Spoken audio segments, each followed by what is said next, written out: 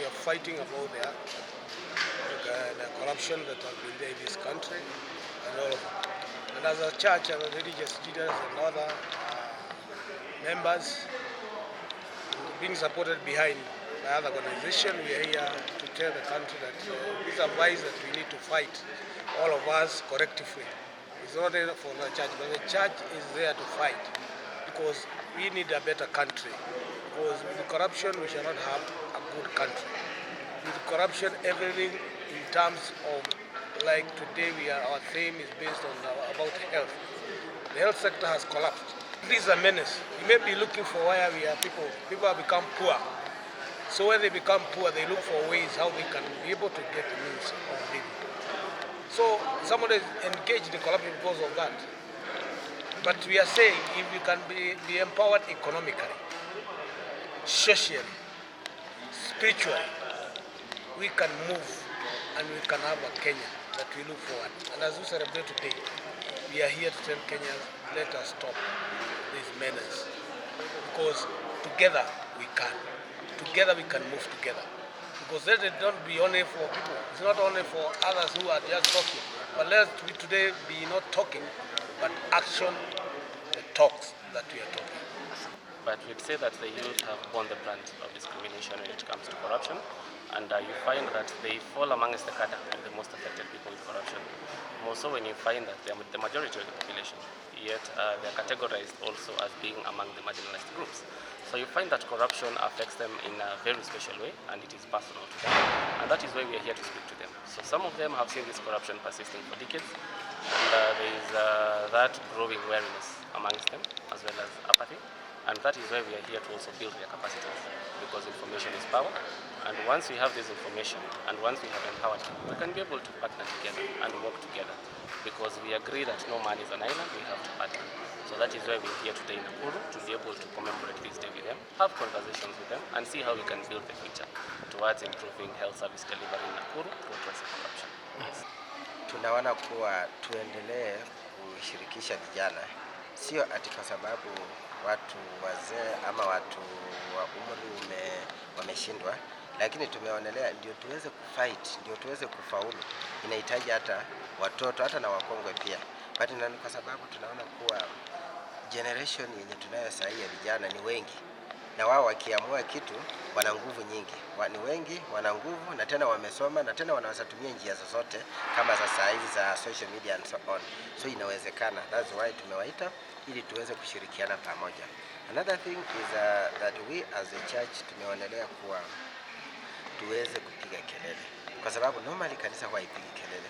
Huwa tunafanya vitu kwa utaratibu. For example, very many times tumeengage these leaders in closed door meetings, tukiwaambia kuwa hii kitu sio mzuri, tufanye hivi. Lakini ukiona watu wanapiga kelele saa hii, hata mpaka pesa zinarudi, tumechoka. Because nobody is taking the initiative that we have been engaging. So that's why tumeonelea kuwa we stand on our rooftops. Tuseme kuwa enough is enough. And that's why you find out that saa hizi hata ukiangalia most of the leaders wengine sasa wameanza kuficha, hawataonekana in the open. And we want everybody to take responsibility. Another thing is that tungelitaka saa hizi, a healthy nation is a rich nation. Lakini saa hizi ukiangalia our nation is sick because very many institutions, health institutions, hazifanyi kazi vizuri. And I find out that now, kama hazifanyi kazi vizuri, we are going to have a sick nation. And a sick nation cannot be development conscious. It cannot develop. When you find people who are very sick, you find out that hata shuleni, pesa, unajua, ugonjwa is very expensive. Itamaliza kila kitu. Just take an example of somebody suffering from cancer. Peke yake watauza everything. So that's why we are saying instead hata hizi pesa zenye zinamwagwa kwa makanisa, why can't they renovate? 5 million can renovate a very good health institution. 5 million ya mara moja, na hiyo ni siku moja, inaweza weka madawa mengi katika hospitali zetu. So that's why we say badala ya kusaidia mtu mmoja, let us help the whole nation. Badala ya kunipea mimi kama kanisa yangu shilingi milioni fulani, why can we channel it to the right place? Okay, my name is Lona Sempele and I'm the program coordinator of the Association of Media Women in Kenya in this USA program. We are very, very happy to be here at the Fourth Estate, just to also give contribute in terms of this discussion with regards to corruption, because corruption, as we've heard from all those who have spoken before me, is destroying this nation if we do not stop it. And the media also has a role to play in letting citizens know just how much corruption is taking place.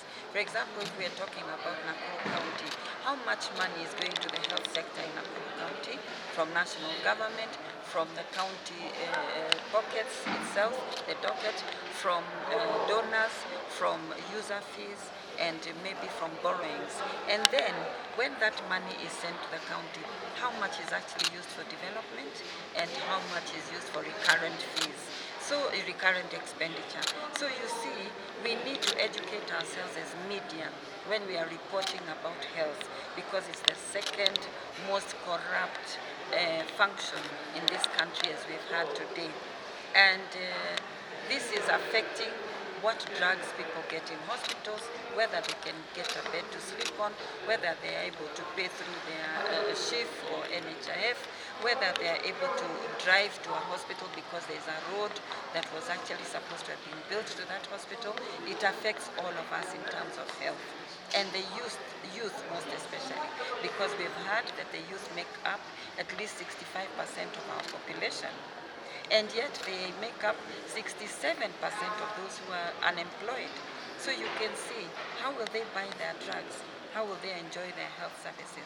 So the media is the one that must educate the citizen, and not only radio, TV, and print, but even new media options, the creatives, the singers, the dramatists, the spoken word artists, bloggers, vloggers. They have a role to play to let the citizen know his rights, her rights in terms of health. They have a role to play in terms of pushing for good governance, leadership, commodities management, and service provision in health. They have a role to play in letting citizens know which laws and policies apply to health. So there's a very important role for media and new media to play in agitating for no corruption in the health sector.